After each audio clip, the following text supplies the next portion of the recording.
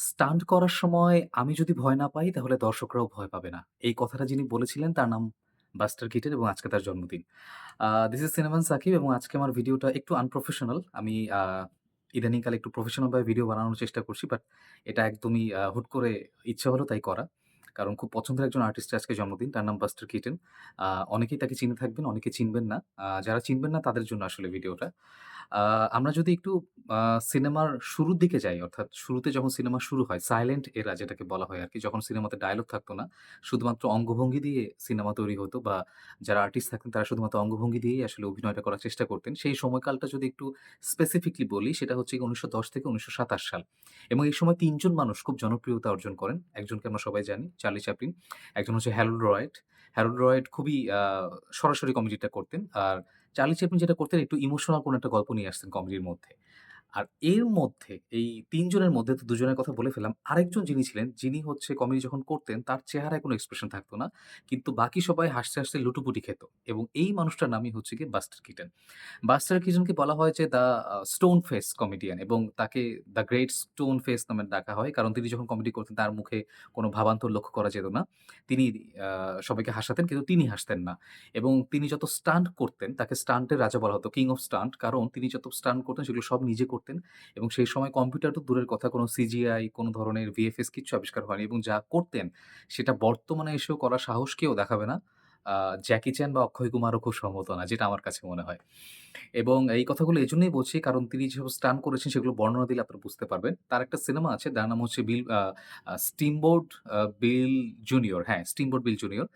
এই সিনেমাতে আমরা দেখতে পাই একটা দৃশ্যে যে একটা প্রায় ২ টনের একটা দেয়াল তার উপর পড়ে যাচ্ছে এবং দেয়ালের যেই জানালা যেখানে থাকে সেই ফাঁকা জায়গাটা, জানালা যে জায়গাটা আরকি বসানো হবে, আ সেই জায়গাটায় মানে সেটার সাথে কোণ করে তিনি দাঁড়ানো এবং দেয়ালটা যখন পড়ছে তার উপরে জাস্ট ১ সেন্টিমিটার এদিক-ওদিক হলে তিনি কিন্তু মারা যেতে পারতেন এবং তিনি ওখানে দাঁড়িয়ে থাকেন এবং দেয়ালটা এভাবে পড়ে ও জানালার ফাঁক দিয়ে আরকি ওটা পড়ে যায় এবং তিনি বেঁচে যান।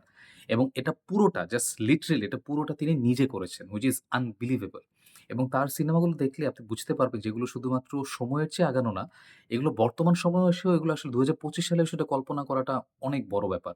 কারণ তিনি অনেক বেশি সময়ের চেয়ে এগিয়েছিলেন। আপনি চিন্তা করেন এখন কেউ যদি ডায়ালগ ছাড়া সিনেমা করে। কারণ এখন তো বেশিরভাগ সব সিনেমাতেই তো ডায়ালগ। তখন সেটাকে আমরা বলি একটু ডিফারেন্ট। আর তিনি তখন ডায়ালগ ছাড়া সিনেমা করেছেন যখন ডায়ালগ ছাড়াই সিনেমা হতো। এবং এর মধ্য দিয়ে তিনি তার মনের অনুভূতি সমস্ত কিছু ঠিকঠাক মতো প্রকাশ করতে পারতেন। যেটা ইটসেলফ আমার কাছে মনে হয় যে অনেক বড় একটা ব্যাপার। আ বাস্টার কিটনের জীবনটা কিন্তু অন্যরকম ছিল। একটা সিনেমার মতোই বলা যায়। কেন এই কথাটা বলছি? কারণ তিনি যখন অভিনয় করা শুরু করলেন ১৯১০ থেকে ১৯২৭ তখন পর্যন্ত তিনি তো দুর্দান্ত অভিনয় করেছেন। আ ইনকামও ভালোই চলছিল। সিনেমাগুলো মোটামুটি ব্যবসা সফলও বেশ ভালোই হচ্ছিল। সমস্যা হয় ১৯২৭ থেকে যখন পৃথিবীর ১ম যেটা আ টকিজ সিনেমা যেটা শুরু হয়ে যায়, অর্থাৎ সিনেমাতে ডায়ালগ শুরু হয়ে যায়। সেই সিনেমার নাম হচ্ছে 'দ্য জ্যাজ সিঙ্গার' যেটা আমরা জানি। আম তখন থেকে তিনি সমস্যায় পড়ে যান। কারণ তিনি তো আসলে ডায়ালগে অভিনয় করে অভ্যস্ত না। এর ফলে যেটা হয় এমজিএম স্টুডিওর সাথে তার যেসব চুক্তিগুলো ছিল, সেই চুক্তিগুলোতে তো তার সিনেমা তাকে বানাতে বলে। কিন্তু এরপরে যখন তাকে বলে যে ডায়ালগ সহ সিনেমা বানাতে হবে, তখন তিনি মুশকিলে পড়েছেন যে কিভাবে এখন ডায়ালগ সহ, তিনি তো আসলে এভাবে কাজ করে অভ্যস্ত না। আর সবাই তখন একবার যখন ডায়ালগের মজা পেয়ে গিয়েছে, সবাই তখন এই ধরনের সিনেমায় দেখতে যাচ্ছে। তো তখন তিনি আসলে বিপদে পড়ে যান এবং তার অর্থনৈতিক কিছুটা ধস নামে। তার ব্যক্তিগত জীবনেও সেটার প্রভাব পড়ে। তার স্ত্রীর সাথে তার ডিভোর্স হয়ে যায়। তিনি প্রচুর মদ্যপান শুরু করেন এবং আস্তে, আস্তে একটা সময় খুব ফ্রাস্ট্রেশন এ চলে যান। তারপরও তিনি কিন্তু অভিনয়টাকে ছাড়েননি। তিনি ছোট, ছোট ক্যারেক্টারে অভিনয় কিন্তু তখনও করতে থাকেন এবং প্রায় ৩০ এবং ৪০ এর দশকে পর্যন্ত প্রতিটা সিনেমায় কোনো না কোনো ছোট রোলে তিনি ছিলেন এবং মানুষ তাকে প্রায় ভুলেই গিয়েছিল। 50s এবং 60s এ এসে কিছু চলচ্চিত্র প্রেমী তারা যখন পুরনো সিনেমাগুলো ঘাঁটা শুরু করলো যে নতুন কি করা যায় বা আগে কি হতো দেখি তো একটু চলচ্চিত্রে। তখন তারা আবিষ্কার করলেন, আরে এই লোক তো আমরা এখন যা করার চেষ্টা করছি, এই লোক তো আজ থেকে প্রায় ৪০-৫০ বছর আগে সেগুলো করে রেখেছে। এবং তখন তারা বুঝতে পারল যে আসলে বাস্টার কিটন কি পরিমাণ বড় একজন শিল্পী ছিলেন এবং তখন তারা তাকে রিডিসকভার করলো এবং তাকে আরো সুযোগ দিল। এরপরে তিনি নতুন করে আরো কাজ করা শুরু করলেন এবং তখন তাকে অনেক বেশি সমাদর করা হলো। ইউরোপের বিভিন্ন দেশে তার সিনেমা নতুন করে দেখানো শুরু হতে লাগলো। 'ফিল্ম' নামে একটা সিনেমা তিনি করেছিলেন। খুব এক্সপেরিমেন্টাল একটা সিনেমা এবং একদমই নতুন করে তার জীবনটা পাল্টে গেল। তিনি কিন্তু যখন ফ্রাস্ট্রেশন এ ছিলেন তখন মাঝখানে কিন্তু তিনি মানসিক হাসপাতালেও তিনি আ একটা সময় বিভিন্ন মানে একটা দীর্ঘ সময় কাটিয়েছেন। তো এই যে ব্যাপার-স্যাপারগুলো এগুলো মনে পড়লে তখন মনে হয় যে আসলে বাস্টার কিটনের জীবনটা একটা অন্যরকম সিনেমার মতোই ছিল। তো বাস্টার কিটনের সিনেমা আমার মনে হয় প্রত্যেকের দেখা উচিত। কারণ এখন প্রতিটা ফিল্ম স্কুলে এটাকে তার সিনেমাগুলোকে বলা হয় মাস্ট স্টাডি।